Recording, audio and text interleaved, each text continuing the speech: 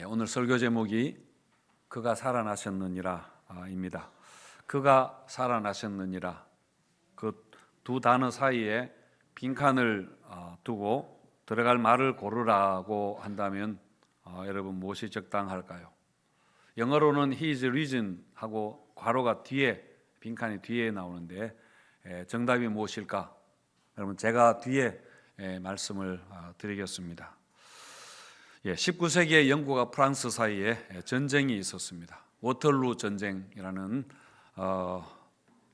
나중에 보여주시면 됩니다. 워털루 전쟁이라는 아주 유명한 전투인데, 웰링턴 공작이 이끄는 영국을 비롯한 여러 연합군과 또 프랑스의 나폴레옹이 워털루에서 그렇게 맞붙었습니다. 영국 사람들은 이 전쟁의 결과가 굉장히 초조하게 기다리면서 있었는데요. 한 통신인이 연락을 받기 위해서 윈체스터 성전 꼭대기에 올라가 있었습니다. 당시에는 요즘처럼 무전기가 있거나 통신 장비가 발달하고 그렇게 하지 않았기 때문에 한 사람이 높은 데서 메시지를 받으면은 그것을 또 다른 언덕에 있는 사람에게 전달하는 그런 방식을 사용하고 있었습니다. 이렇게 계속 전달해서 그 뉴스가 런던으로 또 영국 온 전역에 빠르게 그렇게 전달이 되었습니다. 마침내 기다리는데 배 한 척이 그 해협을 뒤덮은 안개 속에 배가 나타났습니다. 통신인이 첫 번째 단어를 보냈습니다. 첫 번째 단어가 아까 보신 것처럼 웰링턴이 패배했다, 웰링턴 defeated 라는 단어입니다. 그리고는 안개가 다시 덮여서 배가 보이지 않게 되었습니다. 그동안 이 웰링턴이 패배했다라는 비극적인 소식이 영국 전역에 순식간에 전달이 되었습니다. 그러다가 이제 몇 시간 후에 안개가 그치더니 다시 메시지가 나타났습니다. 뭐냐면은 웰링턴이 적군을 패배시켰다, 웰링턴 defeated the enemy라는 메시지입니다. 뒤에 있던 단어가 나타난 것입니다. 그러자 다시 이 메시지가 영국 국민들에게 전해졌고, 이번에는 축제가 열렸다는, 승리의 축제가 열렸다는 그런 이야기입니다. 마이클 윌킨스라는 사람 책에서 제가 읽은 내용입니다. 여러분, 이게 바로 예수님의 십자가와 부활의 이야기 아닙니까? 예수님은 십자가에서 비극적인 패배를 경험하셨습니다. 그러자 예수님을 따르던 그 사람들 다 소망을 잃게 되고 도망가고 뿔뿔이 흩어지게 되었습니다. 그야말로 온 땅에 어둠이 임했습니다. 그러나 3일 후에 안식 후 첫날 새벽에 어둠이 그치게 되고 완전한 메시지가 나타났습니다. 예수가 적을 물리쳤다, 예수 부활하셨다입니다. 여러분, 우리가 십자가만 볼 때는 우리가 메시지의 전부를 알 수 없습니다. 그렇지만은 부활로 인해서 모든 것이 선명하게 이해가 되게 됩니다. 십자가까지만 우리가 안다면은 우리 신앙은 사실 굉장히 우울할 것입니다. 제자들도 십자가 앞에서는 다 도망을 갔던 것처럼 이 십자가까지만의 신앙은 신앙생활이 너무나 큰 부담이 될 것이고, 신앙 좋은 사람들은 다 우울증에 걸리게 되겠죠. 그리고 또 십자가까지만 있는 신앙이라면 기독교는 하나의 고차원적인 도덕 종교에 불과하게 될 것이고, 그리고 예수님도 원수까지 사랑하고 용서하셨던, 무저항과 비폭력으로 불의에 맞섰던 하나의 위대한 사상가 내지는 혁명가로 그렇게 존경받는 그 정도일 것입니다. 그래서 여러분, 이 십자가는 반드시 부활과 함께 이해가 되고 이야기가 되어야 합니다. 고린도전서 15장 14절에서 그리스도께서 만일 다시 살아나지 못하셨으면 우리가 전파하는 것도 헛것이요 또 너희 믿음도 헛것이라. 십자가까지만으로는 우리에게 아무런 의미가 없다는 그런 이야기죠. 아무리 우리가 선하게 살고 선한 자선사업을 많이 하고 또 평화를 위해 우리가 목숨을 바치더라도 부활을 믿지 않는다면은 그것은 아직 확실한 기독교인이라 할 수 없다는 이야기입니다. 여러분, 부활이었다면 이 성경책은 하나의 도덕책에 불과하게 될 것입니다. 노노 맹자와 같은 그런 고전과 별로 다를 것이 없고 그냥 하나의 좋은 말, 명언이 있는 문자에 불과할 겁니다. 그렇지만은 부활로 인해서 모든 것이 살아나게 됩니다. 이 모든 말씀이 의미가 있게 되고 오늘 나에게 주시는 하나님의 말씀이 되는 것입니다. 그리고 그 말씀은 살아있는 하나님의 말씀이기 때문에 우리에게 능력이 있게 되는 겁니다. 오늘 말씀은 마태가 기록한 부활에 대한 소식인데요, 아주 짧게 기록이 되었습니다. 28장은 예수님의 부활과 예수님 승천하시면서 제자들에게 당부하셨던 대위임령이 나오는 굉장히 중요한 말씀인데, 마태복음 28장 중에서 두 번째로 짧은 성경입니다. 3장이 가장 짧고 28장이 그 다음에 짧은 성경입니다.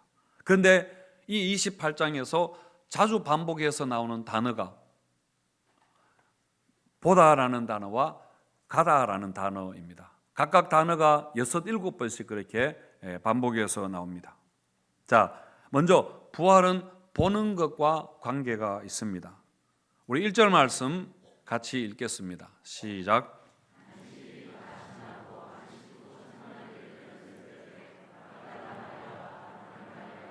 무덤을 보려고 갔더니 했습니다. 안식 후 첫날은 일요일, 주일 새벽을 이야기하는 것이죠. 몇 명의 여인들, 마리아들이 무덤을 보러 갔는데, 누가복음에 보면은 이 여인들이 예수님 시신에 향품을 바르러 갔다, 그렇게 했습니다.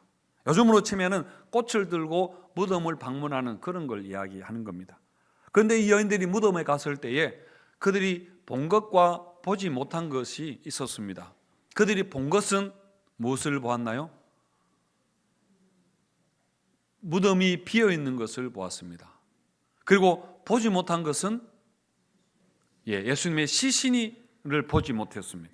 그러니까 틀림없이 보리라고 기대하고 준비해 갔는 것은 보지 못하고 전혀 예상하지 못한 것을 본 것이죠.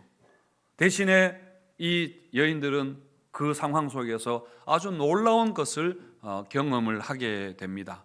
2절과 4절의 말씀 읽어보면은 큰 지진이 나며 주의 천사가 하늘로부터 내려와 돌을 굴려내고 그 위에 앉았는데 그 형상이 번개 같고 그 옷은 눈같이 희건을 지키던 자들이 그를 무서워하여 떨며 죽은 사람과 같이 되었더라.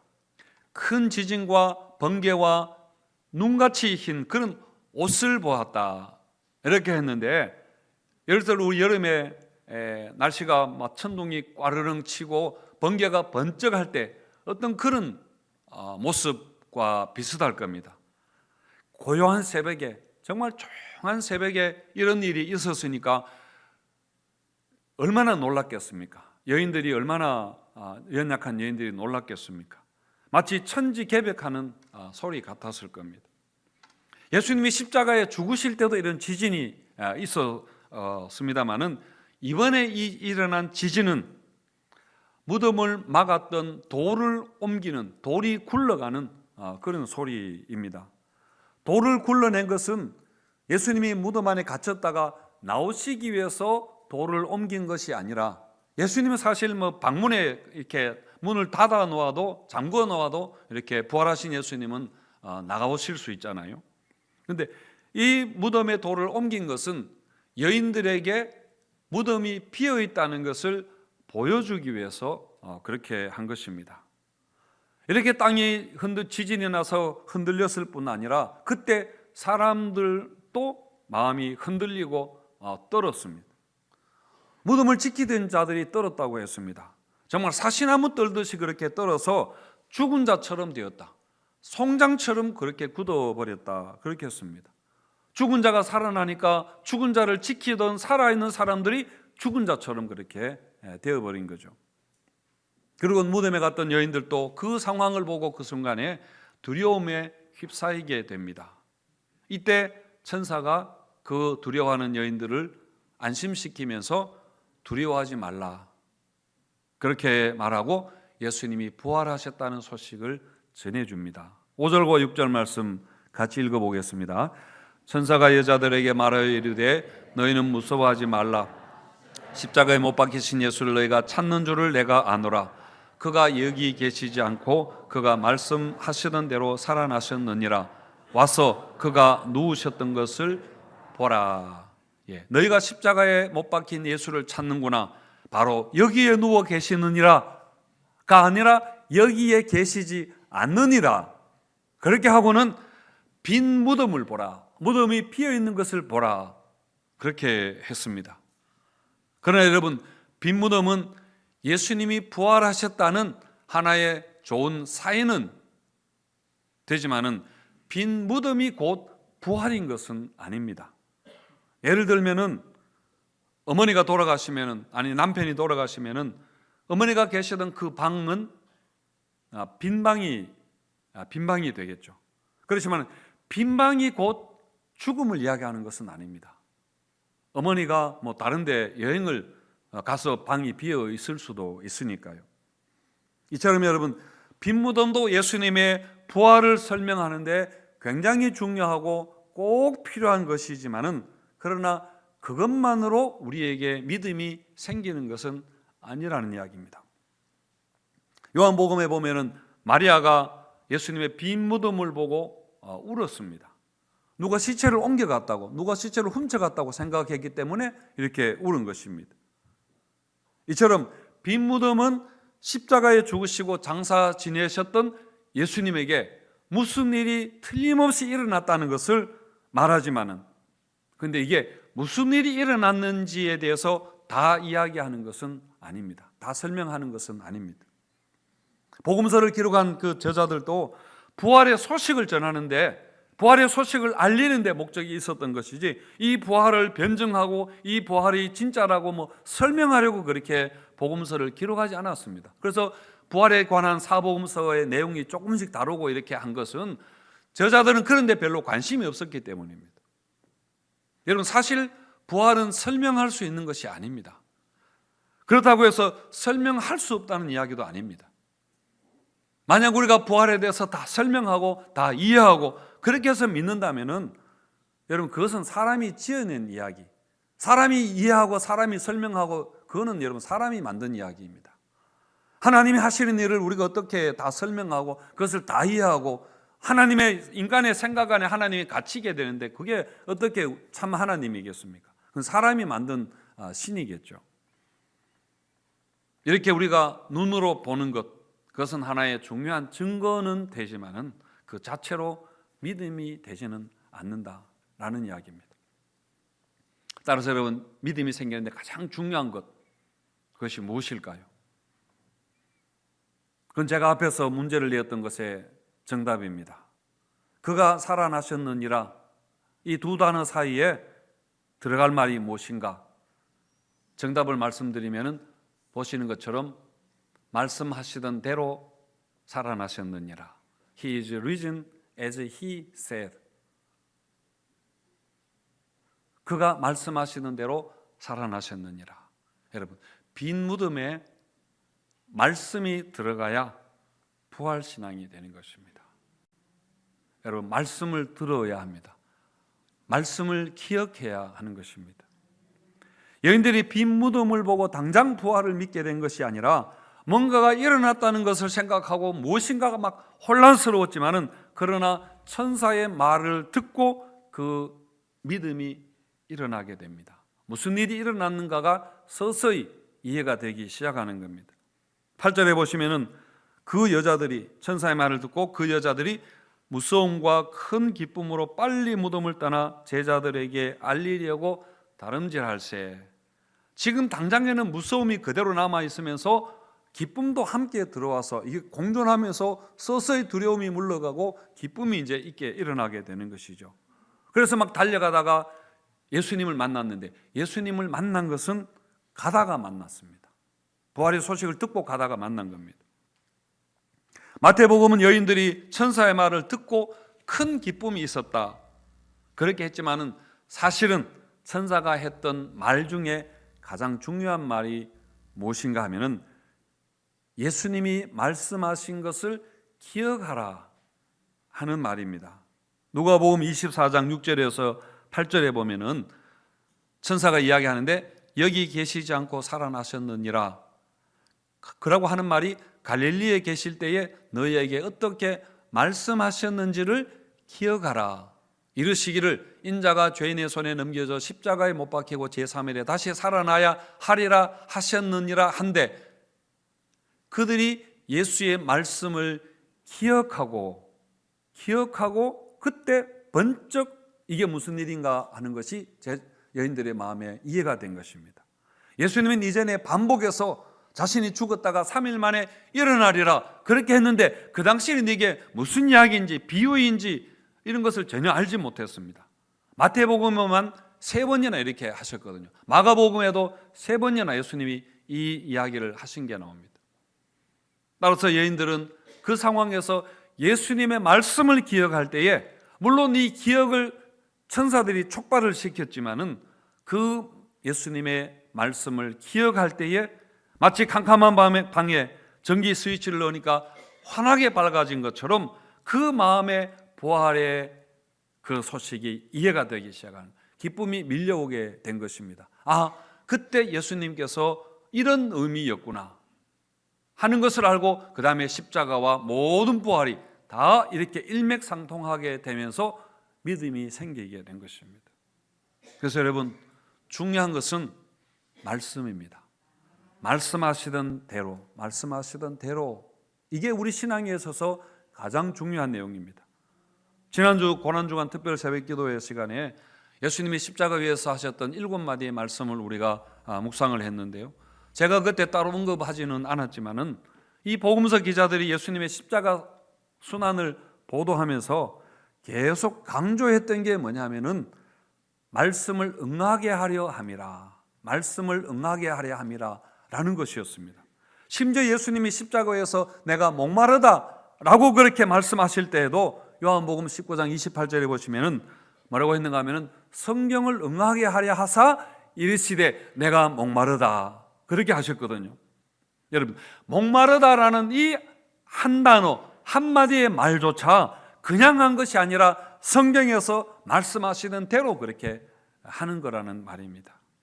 그러니까 예수님이 갑자기 툭 튀어나와서 갑툭튀로 그렇게 내가 메시아다 라고 한 것이 아니라 옛적부터 여러 부분과 여러 모양으로 말씀하시던 그 하나님이 하시는 일이다. 그 하나님이 지금 이 모든 것을 하나님의 계획대로 하고 있는 것이다 라는 것을 이야기하는 것이죠.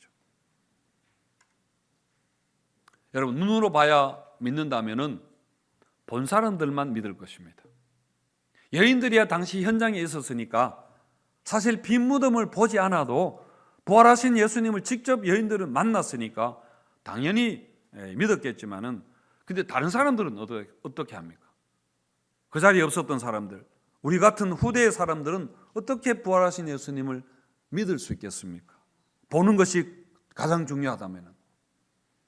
그렇지만 여러분, 감사하게도 믿음은 들음에서 나며 들음은 그리스도의 말씀으로 말미암기 때문에 우리가 말씀을 읽고 말씀을 들을 때에 성령께서 말씀을 통해 역사하셔서 예수님의 부활이 믿어지게 되는 것이고, 그리고 부활의 능력이 우리 안에서 말씀을 통해서 여러분 역사하게 되는 것입니다. 우리는 오늘 성경을 통해서 이 예수님 부활의 이야기를 다시 듣게 됩니다. 그래서 우리가 말씀을 묵상하고 우리가 기도하고 우리가 예배 드릴 때에 마찬가지로 주님께서는 우리 가운데 찾아오십니다. 우리가 성찬식을 행할 때도 주님께서 우리 가운데 영적으로 그렇게 임하시게 되는 겁니다. 엠마오로 가던 두 제자도 성경을 읽을 때에, 그리고 예수님께서 성찬을 행하시면서 떡을 떼어 축사하시고 제자들에게 주실 그때에 제자들의 눈이 열려서 부활하신 주님을 만나게 되는 것입니다. 인터스텔라라는 영화가 벌써 꽤 된 영화인데요, 우주로 떠났던 아버지가 블랙홀에 들어가서 딸에게 찾아오게 되는 그 장면입니다. 그 도서관에 있는 그 장면인데, 책장 뒤에 아버지가 오잖아요. 아버지가 와서 딸에게 책장 뒤에서 막 소리를 질러도 딸이 전혀 듣지를 못합니다. 차원이 서로 다른 세계에 있기 때문에. 그런데 그래서 아버지가 책장에서 어떻게 합니까? 책을 이렇게 밀잖아요. 책을 밀어서 책이 움직이면서 신호를 보내게 되는데 그 몰스보 같은 것을 딸이 이렇게 알아차리게 됩니다. 그래서 그 유령이 아빠여서 그렇게 말하는데요. 아버지는 그 신호를 통해서 딸에게 아버지가 살아있다는 것을 알려주고, 그리고 그 당시에 딸이 중력 방정식을 풀고 있었는데 그 방정식 푸는 방법을 딸에게 이렇게 신호로 알려주게 됩니다. 자, 여러분, 이처럼 부활하신 예수님은 성경의 도서관에서 성경책을 통해서 우리에게 인생의 고차원적인 그런 고차 방정식의 문제를 푸는 방법을 말씀하고 계십니다. 부활은 하나님이 인간의 역사에 개입하셨다는, 인간의 역사에 관여하신다는 가장 강력하고 확실한 그런 증거 아닙니까? 그래서 여러분, 우리 인간의 비극적인 일들과 고난에 대한 가장 확실한 하나님의 대답, 그것은 바로 부활인 것입니다. 우리가 여러 가지 삶의 문제로 때로는 무덤에 갇혀 있는 것 같은, 답답하게 되고 정말 길이 보이지 않을 그때에도, 절망할 때에, 우리가 감당할 수 없는 아픔과 슬픔을 당할 때에 주님께서 우리에게 말씀하십니다. 바로 부활, 내가 부활했다, 그렇게 말씀하시죠. 그래서 우리 여러분, 말씀 묵상과 기도를 통해서, 또 우리가 성도의 교제를 통해서, 봉사와 여러 섬김을 통해서 여러 부분 여러 모양으로 우리에게 찾아오시는 부활하신 주님을 우리가 만나야 하는 것입니다. 특히 이 주일 예배가 여러분 주님의 부활을 경축하는 그런 날 아닙니까? 그래서 이 주일 예배를 통해서 우리가 계속해서 부활하신 주님을 만나고 그것을 경험하는 것입니다. 그리고 우리가 다시 삶의 자리로 가서 그 부활의 능력으로 우리가 부활의 증인으로 우리가 사는 것입니다. 여러분, 우리가 앞으로 어떻게 될까요? 여러분이 어떻게 되는지 궁금하지 않으십니까? 어떻게 될까요? 모든 것은 말씀하시던 대로 여러분 됩니다. 여러분, 그래서 우리가 어떻게 살아야 할까요? 말씀하시는 대로 그렇게 살아야, 말씀하시는 대로 주신 약속의 말씀이 우리 가운데 일어나게 되는 것입니다. 부활하신 주님이 찾아오셔서 평강이 있을지어다, 두려워하지 말아라, 그렇게 하신 것은 그냥 우리에게 힘드니까 힘내라, 걱정하지 마라, 괜찮아, 이런 말과는 차원이 다른 것입니다. 죽음을 이기고 부활하신 모든 만물의 주권자가 되시는 주님만이 하실 수 있는 그런 말씀입니다. 그저 위로하시는 말씀이 아니라 부활의 능력을 믿으라, 이렇게 하고 우리에게 정말 그 부활의 능력으로 우리를 도와주실 수 있다는 그런 말씀인 것입니다. 이렇게 부활해서 우리가 보는 것, 그 다음에 듣는 것이 중요하고, 그 다음에 중요한 것은 이제 가라입니다. 가라. 천사가 여인들에게 부활의 소식을 전하며 한 말은 빨리 가서 제자들에게 전하라 하는 거였습니다. 예수님도 제자들이 그 여인들이 달려가는 것을 만났을 때 멈춰라, 이렇게 한 것이 아니라 뭐라고 했나요? 가라 했습니다. 가라.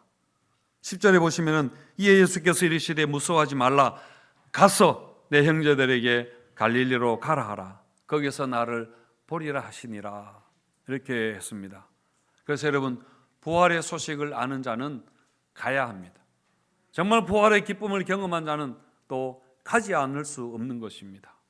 여러분, 부활은 증거에 의해서 믿어지고 전해지는 것이 아니라 부활은 증인에 의해서 계속해서 전해지고 오늘 우리까지 이 복음이 내려온 것이죠.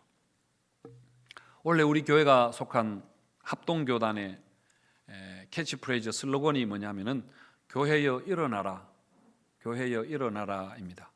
물론 코로나 이후에 교회가 이제 다시 이전과 같이 회복하고 하자는 그런 뜻일 텐데요. 그런데 그 슬로건에 대해서 한 신문의 사설이 이렇게 하는 걸 보았습니다. 뭐냐면은 교회여 제발 일어나지 마라 였는데, 제가 그 제목을 보고 굉장히 재미있다 생각했습니다. 교회여 일어나지 마라 하는 것은 이전처럼 물량주의와 기복주의 신앙으로, 잘못된 신앙으로 교회가 일어나지 말라는 이야기입니다. 대신에 교회가 바른 복음과 참 신앙으로 일어나라, 그런 이야기죠. 여러분, 바른 복음, 참 신앙이라면 무엇이겠습니까? 예수님의 십자가와 부활입니다. 이것이 여러분 복음에 있어서 빠질 수 없는 핵심적인 그런 내용입니다. 그래서 우리가 회복해야 할, 우리가 일어서야 할 신앙은 여러분 십자가 신앙이고 고난의 신앙입니다. 그리고 여러분 부활의 신앙입니다. 이 두 가지가 없으면 일어나고 싶어도 일어날 수 없을 뿐더러 또 절대로 이것 없이 일어나면 안 됩니다. 제발 그렇게는 일어나지 말아야 합니다. 정말 우리가 십자가와 부활의 신앙으로 여러분 일어서야 합니다.